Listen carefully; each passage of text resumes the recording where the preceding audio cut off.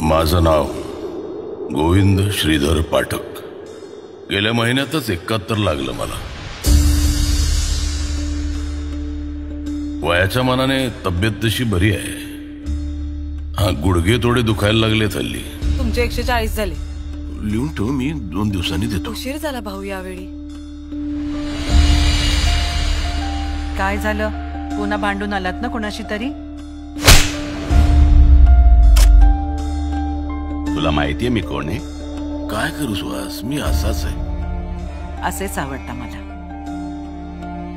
आणि तो चष्मा द्या इकडे।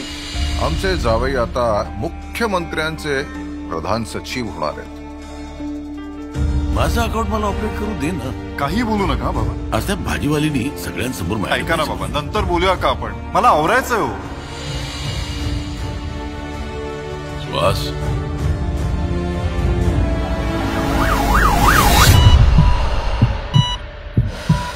अभयला फोन लाव। अभयला। हॅलो अभय, काय झालं? त्या सुहासला हार्ट कट झाला।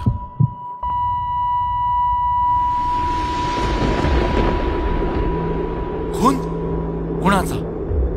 माझ्या पत्नीचा, माझ्या मुलाने केलंय। बाबा काय चाललंय? आपण कोर्टात बोलू अभय। सर, फारच भीषण परिस्थिती आहे आज ज्येष्ठ नागरिकांची। हाताचं बोट धरून आम्ही मुलांना वाढवतो, त्यांना जीवनाचा मार्ग दाखवतो, त्यांना सक्षम बनवतो, त्यांच्या सुखात आपलं सुख बघतो, स्वतःचं दुःख लपवून। आई नजरेच्या बाहेर गेली की दाय मोकलून रडणारी मुलं पुढे महिनोन महिने आई वडिलांचं तोंडही बघत नाहीत। स्वतःच्या सख्या मुलाला उद्ध्वस्त करताना लाज कशी वाटत नाही ह्या म्हाताराला?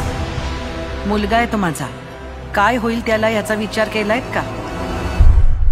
त्याने विचार केला, तुझं काय होईल म्हणून पैसे मागायचे? तुम्ही तर स्टार झालात भाऊ सगळीकडे।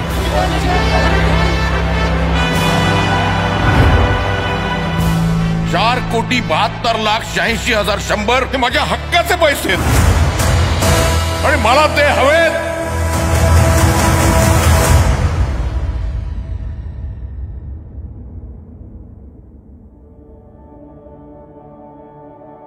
काय अपेक्षा तशा आमच्या त्यांच्याकडनं?